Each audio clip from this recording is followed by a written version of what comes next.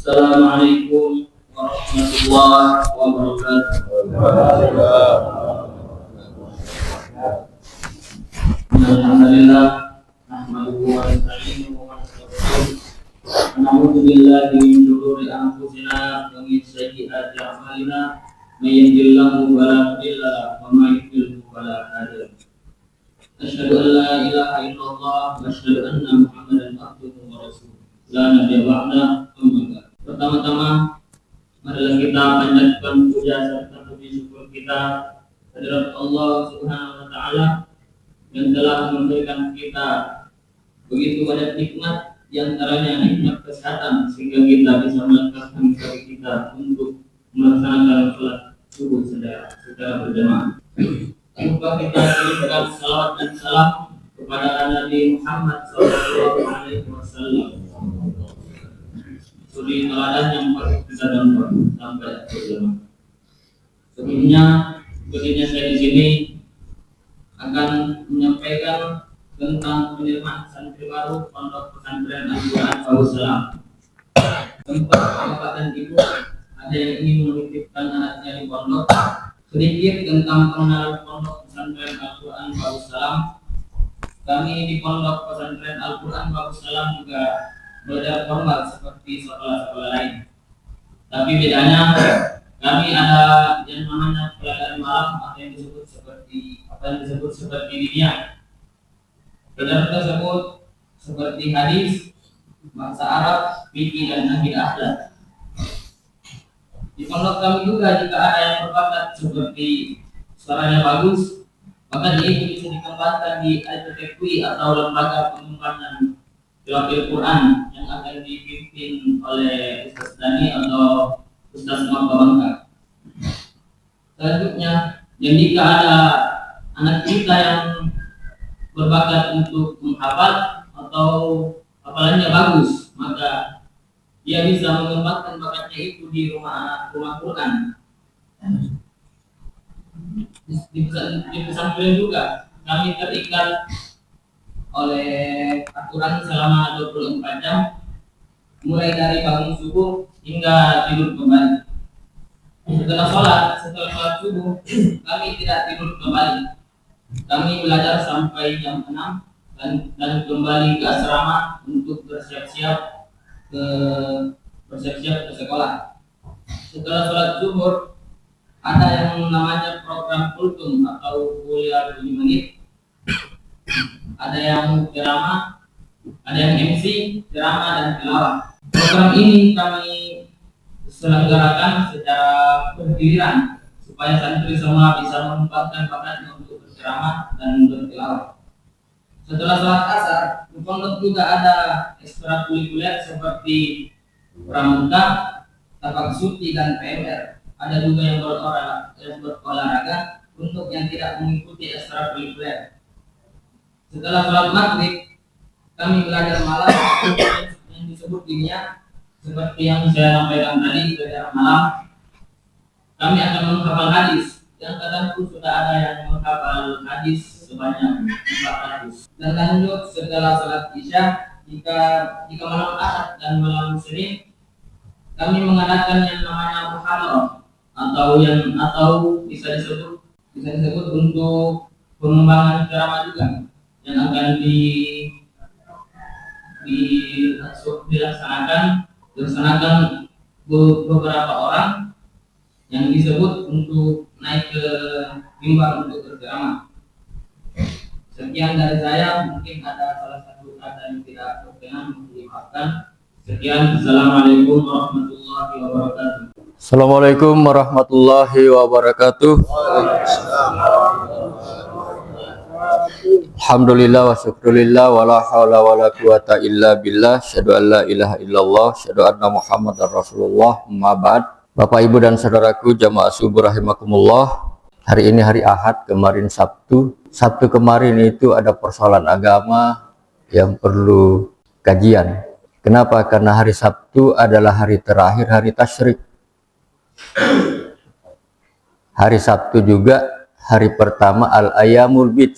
Hari tasyrik kita dilarang puasa. Al-ayyamul bid mulai 13, 14, 15 bulan berjalan bulan di langit, dianjurkan puasa. Bahkan hadisnya mengatakan siapa yang disiplin melaksanakan puasa hari putih 3 hari di setiap bulan, sama dengan orang yang puasa setahun.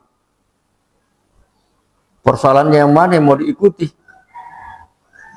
Satunya mengatakan jangan kok, kata Tasrik.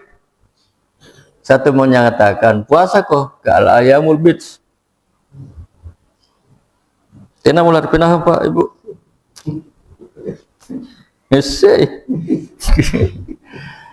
Bapak Ibu dan Saudara, tasrik itu berasal dari bahasa Arab syarraqah. Yusarriku tasrik. Maknanya itu menghadap matahari atau menjemur. Ini tradisi di Makkah dulu, karena tidak kulkas, apalagi freezer. Nah, banyak daging unta. Kalau tidak diawetkan, mubazir. Bagaimana cara mengawetkannya? Dijemur sampai 3 hari itu. Setelah kering bisa disimpan. Namanya tasrik, menjemur atau menghadap matahari. Tapi tasrik ini juga merupakan rangkaian dari jamaah haji yang mengambil nafar sani. Di hari tasrik itu mereka melontar jumrah ula, jumratul wusta, jumratul aqabah. Jamaah haji mengambil nafar sani. Nah, usul fikih memberikan solusi Bapak Ibu. Usul fikih mengatakan prinsip itu. Menghindari mudarat lebih utama daripada memburu manfaat. Menghindari mudarat lebih utama dibanding memburu manfaat. Kalau kita puasa haram, itu mudarat. Karena ini hari bergembira. Puncak dari perjuangan sampai Idul Adha. Mulai dari 1 Zulhijjah sampai 9 Zulhijjah. Hari Arafah. Kemudian berkurban. Hari tasrik itu hari bergembira, hari makan minum, hari bersilaturahim, hari berbagi. Maka jangan puasa. Malah dilarang. Nah, kalau dilakukan berarti ada mudarat. Usul fikih dalilnya mengatakan lebih utama menghindari mudarat daripada memburu manfaat. Karena itu tinggalkan, jangan. Solusinya apa? Fikihnya mengatakan dari kajian teman-teman, boleh mengganti yang hari 13 itu di hari lain. Sepanjang masih dalam bulan itu dan diniatkan ini merupakan rangkaian dari hari puasa, hari putih, puasa hari putih. Tetap dirangkaikannya. Jadi dilaksanakan sesudahnya di tanggal berapapun sepanjang masih dalam bulan yang bersangkutan. Kalau bulan ini bulan Zulhijjah. Sepanjang masih bulan Zulhijjah, mengganti tanggal 13 itu atau tanggal 14 ini di hari lain. Kalau akan dalam keadaan darurat, tapi tetap diniatkan. Karena ternyata berpuasa di hari-hari putih, referensi utama yang pertama saya ini, ternyata hari-hari putih itu bukan hanya karena bulan bersinar putih cemerlang. Ternyata puasa putih ini puasa taubatnya Nabi Adam dan Hawa. Ini referensi lain yang saya baru dapat. Puasa taubatnya Nabi Adam dan Hawa. Ketika Adam diperintah uskun anta Adam wa zaujikal jannah wa kula minha ragadan haitsu syi'tuma wa la taqrabu hadhihi syajarah fatakuna minadh dhalimin. Tapi Adam digoda oleh iblis, ini pohon kuldi, ini pohon keabadian, ini pohon kekekalan. Sebenarnya Tuhan tidak menghendaki kamu ada abadi hidup di surga ini, makanya kamu dilarang untuk mendekati pohon ini. Adam tegar, malahus sangi, lala paribak-gabak iblis. Hawa yang kemudian tergoda. Bukan hanya mendekati, pada Allah mengatakan la taqraba. Hawa tergoda. Pertama tegar, kedua oleng, ketiga lokuh. Nah, makanya ada prinsip ini mungkin anekdot bahwa kelemahan perempuan itu ada di telinganya, kelemahan laki-laki itu ada di matanya. Makanya ibu-ibu jangan protes. Karena kelemahan yang kedua perempuan itu suka caper. You know, caper, cari perhatian. Bayangkan nak barajamak, natobahin riak raka, Allahu Akbar. Lah sahih para jamaah tuh pokoknya natu berat ini kelemahannya di mata. Bubar jamaah. Jadi jangan protes. Saya nggak tahu ini apa ilmu atau anekdot, wallahu a'lam. Ya. Adam tegar. Hawa kalah. Malah Hawa yang merajuk pada suami. Nganu temu kedengan ilahi saudara ngasih. Tuhan marah, Tuhan murka, Tuhan tersinggung, Tuhan hukum. Dikeluarkanlah dari surga, diturunkan ke bumi, dipisah dengan jarak yang sangat jauh. Adam dan Hawa kemudian ketemu dengan doa. Tobat, Rabbana dhalamna anfusana wa illam taghfir lana wa tarhamna lanakunanna minal. Tapi referensi yang saya baca Bapak dan Ibu dipertemukan di Jabal Rahmat ternyata hitam badannya. Kenapa? Karena hukuman itu. Kenapa? Karena pelanggaran itu. Adam kemudian menebus dosanya itu dengan berpuasa. Satu hari puasa, baru sepertiga badannya yang putih, akmal lagi.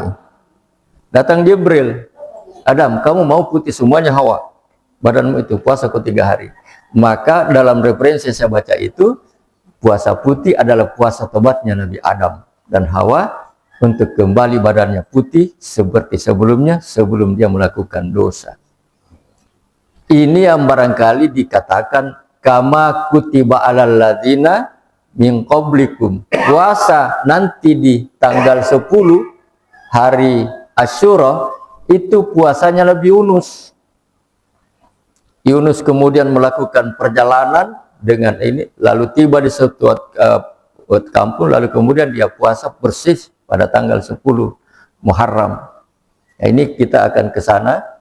Tapi kemudian Nabi ditanya oleh sahabat, ya Rasulullah, ternyata orang yang memperingati 10 Muharram itu hari Asyura bukan hanya kita Islam. Majusi, Yahudi, Nasrani juga memperingati dengan cara mereka, dengan tujuan mereka, dengan ibadah mereka. Nabi tanya 3 sahabat, semuanya mengatakan iya. Lalu Nabi mengatakan kalau begitu kita harus menyelisihi mereka itu. Kita tidak mau dituduh ikut-ikutan. Karena itu tahun yang akan datang kalian puasa 1 hari sebelum atau sesudah hari Asyura. Maka ada ilmu puasa tanggal 11 hari Asyura. Ada ilmu puasa tanggal 9 hari Tasu'ah. Ya, yang umum dilakukan Bapak Ibu adalah hari Tasu'ah. Tasu'ah berasal dari bahasa Arab tis'ah. Tis'ah itu 9. Jadi yang biasa dilakukan adalah hari Tasu'ah 9, 10 Muharram untuk menyelisihi Majusi, Yahudi, Nasrani yang juga memperingati 10 Muharram. Nah, Bapak Ibu dan Saudara, ternyata menghindari mudarat lebih utama daripada memburu manfaat, bukan hanya di kasus ini. Bukan hanya di pertengahan pertemuan antara 13 Zulhijjah, masih hari tasyrik dilarang puasa, dan 13 Zulhijjah sebagai hari pertama Al-Ayamul Bidz. Di dalam salat berjamaah kita, ini ada, bisa diaplikasikan konsep dalil usul fikih itu. Kalau di alarm kita sudah bunyi di sini, kalau di sini saya lihat sambil azan sudah jalan. Di tempat lain Pak Abdul nanti setelah azan baru jalan ya. Ini alarmnya. Nah, kalau ibu-ibu bapak masuk, kan ada perintah anjuran mengatakan salat tahiyatul masjid, hormati rumah Allah. Kita lihat, bila mungkin nak 2 menit. Ampas sambajang kita tahiyatul masjid, bila mupupus sambajan tanah, lak musuhat tuh. Temarangin jola kamai, rek japat sambajan atau sambajang injo teh. Ada mudarat di situ. Kamu egois. Kenapa mau salat tahiyatul masjid? Nah, tidak datang lebih awal. Mau qamat karena alarm sudah habis. Ritual tersinggung, tidak qamat. Masyarakat jamaah yang menunggu itu sudah akan berlanjut. Nah, ini ada solusi fikihnya. Ingat rukun sholat. Rukun sholat adalah ibadah, gerakan atau ucapan yang bisa dilakukan kalau rukunnya wajib, tapi kalau bukan rukun tinggalkan.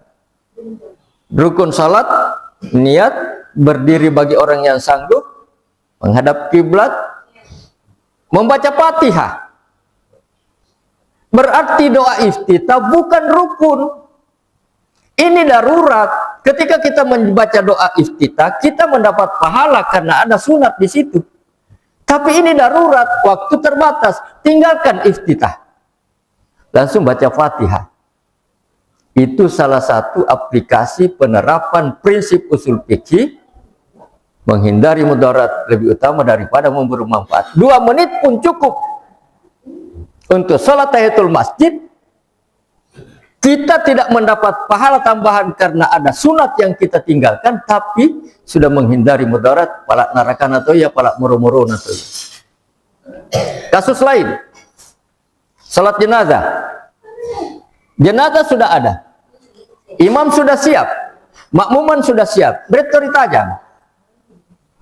Pintar lu mula patumbu imam, au tajam keriknya patut nih. Orang yang lagi wudhu ini harus ngerti, hindari mudarat, ya, daripada memburu manfaat. Apa ilmunya? Al-Maidah ayat 6. Disitulah dalil tentang wajibnya kita membasuh anggota wudhu. Ya ayyuhalladzina amanu iza kuntum ilas sholati faghsilu wujuhakum wa aydiyakum ilal marafiq wamsahu biru'usikum wa arjulakum ilal ka'bain. Apanya yang wajib dibasuh? Berarti tangan sampai pergelangan sunat ji. Berarti berkumur sunat ji. Berarti hidung sunat ji, telinga sunat ji. Karena sunat ji jangan nih. Kenapa jangan? Tidak ada pahala sunat di situ. Karena ditunggu mokoh. Ini darurat. Tinggalkan yang sunat, sekalipun manfaat, tapi hindari mudarat. Aplikasi lain Bapak dan Ibu, seperti tadi malam saya isi takziah di Lembang Bau, ceramah sore di Lembang Iya, mampir di Benteng pamit sama keluarga ke Lembang Bau. Ya salat sunat rawatib ada pahala tambahan, tapi jamaah sudah ngumpul. Kalau kita kemudian sholat sunat rawatib dapat pahala, tapi jamaah sudah gelisah, tinggalkan rawatib. Kenapa ada mudarat? Bapak dan Ibu bisa terapkan ini dalam kasus-kasus yang berbeda, tetapi prinsip usul fikihnya menghindari mudarat lebih utama daripada memburu manfaat. Kita berawal dari tasyrik ini. Bapak, Ibu, dan saudaraku, sebagai kelengkapan, saya sejak menjadi ketua yayasan sudah memprogramkan sejak Pak Akib santri utusan desa. Hasil penelitian, cuman bukan orang beragama Islam mengatakan bahwa lembaga pendidikan yang cocok di Indonesia adalah boarding school, sekolah berasrama. Untuk Najala Paula ke pesantren, karena gila salah. Ya, boarding school. Nah, lahirlah Muhammadiyah boarding school, lahirlah pesantren, dan itu yang menjadi wacana agar ada pesantren atau boarding school di pulau. Karena banyak orang pulau yang melanjut pendidikan tetapi bermasalah dalam beberapa aspek. Yang saya programkan ketika itu Bapak dan Ibu, santri utusan desa. Santri utusan desa, tapi koni-koni APBD desa lapak maimui. Yang jadi TPAU, MBG, Koperasi Merah Putih. Ada. Kasihan kepala desa. Betul. Saya khawatir yang akan datang ini tidak mutara kepala desa. Pak desa ini. Kutak namanya. Santri utusan desa itu artinya santri yang diutus oleh desa. Anggarannya, biayanya untuk asramanya, untuk konsumsinya dari APBD desa. Tapi 3 sasarannya. Pertama, memilih siswa yang tamat di SD di desa itu yang intelektualnya bagus, finansialnya tidak ada. Nggak bisa lanjut, bayarkan desa. Yang kedua, untuk menghidupkan pesantren. Kalau santri utusan desa, 81 desa di Selayar, menghidupkan pesantren karena pesantren itu tantu. Hadir, lahirlah, kemudian hiduplah pesantren Babus Salam. Kemudian pesantren kerajaan, pesantren Tanait, Pawitan, dan lain-lain. Kalau 81 setiap tahun mengirimkan utusan desanya, hadir hidup itu pesantren. Yang ketiga, mempersiapkan anak-anak untuk berkegiatan keagamaan di desanya ketika dia selesai pendidikannya. Itu prinsip santri utusan desa yang kemudian menjadi kesulitan. Jangankan ngirim santri, nerima tamu saja sudah sangat susah, tanya Pak Desa. Ya. Bensin jadi, makan minum. Tak nam. Karata jari, karena itu yang bisa diatur. Nah, Bapak Ibu dan Saudara, hari berkurban seperti tasrik itu, saya informasikan alhamdulillah ternyata di Muhammadiyah 6 ya, di PCM Pak Jamal, di PDM ya, di lokasinya Pak Rahman Mustafa itu 33 ekor, tambah 3 ekor kambing. Yang saya bahagia, gembira, simpati karena ada Brigjen Andi Kahar, ya, putra asli Selayar yang sudah selesai pengabdiannya. Terakhir dia di Basnas pusat, bukan Basnas ya, Basarnas di pusat. Beliau selalu memilih hewan terbesar, target 17.500.000 dia serahkan kepada panitia. Itu juga yang kami sumbangkan sebahagian ke hitanan massal. Jadi hari Rabu, hari Kamis potong leher, hari Sabtu potong burung. Burung itu 83 dari target 75, ada cadangan alhamdulillah 83 yang bisa kami. 79 jadi, karena ada yang batal karena betul setelah di supervisi atau di screening ternyata ada hal-hal tertentu, mungkin jiwanya belum siap, tapi ada juga yang penyakit fisik yang kemudian rekomendasikan oleh Pak Direktur, arahkan ke laboratorium untuk diperiksa apakah dia. Bapak Ibu dan Saudara, lalu selain itu Pak Rektor juga di samping bergabung dengan beberapa kelompok, bergabung dengan Pak Arfan, ada satu keluarganya terdiri dari 6 orang, juga memilih 1 ekor sapi terbesar untuk kemudian dilaksanakan penyembelihannya di kompleks pelaksanaan kurban bersama di Muhammadiyah. Itu juga yang kami serahkan kepada sebagian konsumsi pada pelaksanaan hitanan massal yang dilaksanakan hari Sabtu yang dibuka secara resmi oleh Pak Bupati. Ini Bapak Ibu dan saudara-saudara, sekedar pencerahan bagi yang sudah tahu. Ya, jadi kalau ada yang hari ini sudah puasa apa? Al-Ayamul Bid hari kedua, ya dimaklumi. Tapi kalau ada yang mengatakan ini masih hari lingka-lingka, nanti mulai besok tanggal 15-nya ganti. Yang 13 dan 14 itu sepanjang masih dalam bulan Zulhijjah ini. Bapak Ibu dan Saudara, saya tutup dengan mengingatkan bahwa pasampulona 2 bulan dalam 1 tahun sudah ditetapkan oleh Allah sejak penciptaan langit dan bumi, diabadikan dalam surah At-Taubah, surat nomor urut 9, surat Nutiri Inju Bismillahna, nama lainnya Al-Baro'ah, buka Quran Digital ayat 36.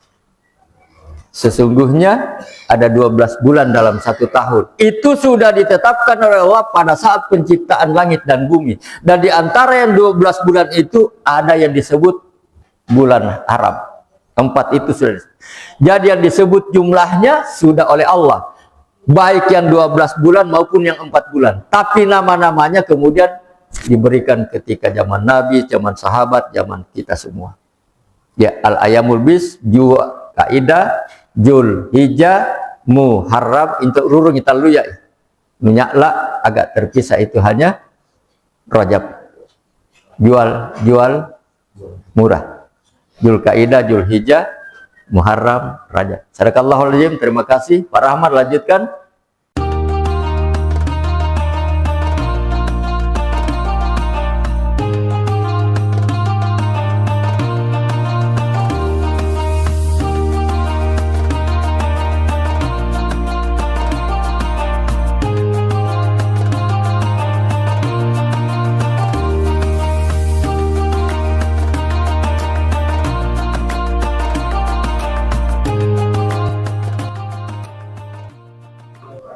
Abdullah, ini inspirasi, motivasi, seperti inilah barangkali DMM harus kita libatkan. Ini pengkaderan lapangan. Jadi pengalaman itu penting, selalu saya ulang. Saya magang di Pak Abdullah sebelum tampil pribadi, mempelajari strategi dalam menyampaikan materi, komunikasi, tanya jawab. Saya magang di Pak Abdullah. Ini pola magang ini dilakukan oleh pesantren Babus Salam. Ada 15 santri kalau nggak salah yang dibawa oleh Ustaz Haitami untuk memberikan panggung pengalaman. Dan saya berharap ke depan DMM, ya, Dai Muda Muhammadiyah, ini gelar non akademis. Gilekuler dipakai ngalet kredit. Tapi barangkali Pak Abdullah kita libatkan di ahad yang akan datang. Tidak semuanya, tetapi barangkali yang punya potensi, bakat, minat di bidang dakwah, kita kasih panggung pengalaman untuk kultum. Ya, makasih. Mohon maaf, ada persiapan ibu-ibu? Tidak ya, tidak yang mulia bagi fasah tanggung jawab. Mari kita akhiri dan tutup dengan bersama-sama baca lafaz Alhamdulillahirobbilalamin. Assalamualaikum warahmatullahi wabarakatuh.